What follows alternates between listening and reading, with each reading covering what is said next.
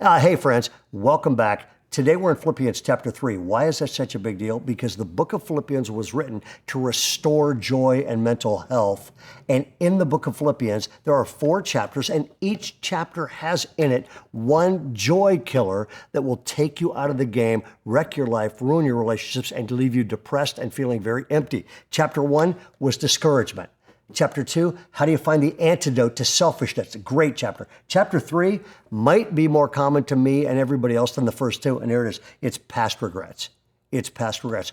All of us had them. Why did I do that? Why did I say that? Why did I screw that up? I mean, I have it all the time.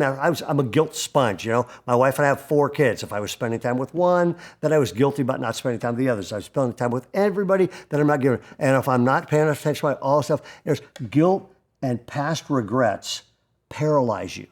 And one writer put it this way: Satan's favorite desire is to paralyze you and I with our past. And chapter 3 has the only antidote that I know. The Apostle Paul himself, I mean, think about the Apostle Paul, mass regrets, okay, murders Christians, ends up becoming a Christian. He says, I'm the chief of sinners. The Apostle Paul got liberated from his past and says these words, and here is the key. He says, brothers and sisters, I don't regard myself as taking hold of it yet. I love seeing going, I'm not perfect. But then he goes on to say this, one thing I do. I love this. He's going, not 50 things, one thing. One thing I do, forgetting what is behind and straining forward to what lies ahead. One writer put it like this: regrets slow you down. Past regrets cause you to pay attention to the future. So I never log or count or inventory my regrets. The greatest thing you can do for your future is to just move on and face forward. Maybe the best way to describe this is this. I spoke at a church this weekend and did all of their services, and I talked about this in church.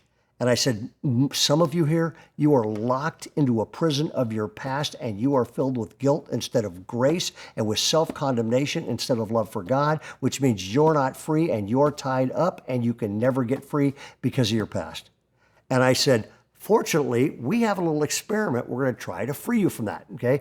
And while you've been in here, the entire church staff has been out in the parking lot, and they have taped newspapers over all your windshields. Like every windshield of every car you all drove here is now covered, okay? And the minute the service is done, all I want to do is say this, okay? We're going to ask you to try an experiment today, and I promise you this will hit the news if you do this, okay? You'll be famous nationwide, okay? We're going to ask all of you, thousands of you, to drive home today only looking in the rearview mirror. Drive out of the parking lot, drive on the streets, drive on the freeway, and then drive in your neighborhood and drive in your park. Only look in the rearview mirror. And then I said, how many of you will do this? There's always one guy who raised his hand. I said, how many do this? And I said, all of you are looking at me like, great, none of us are stupid enough to drive that way. That's true. But almost all of us are dumb enough to live that way.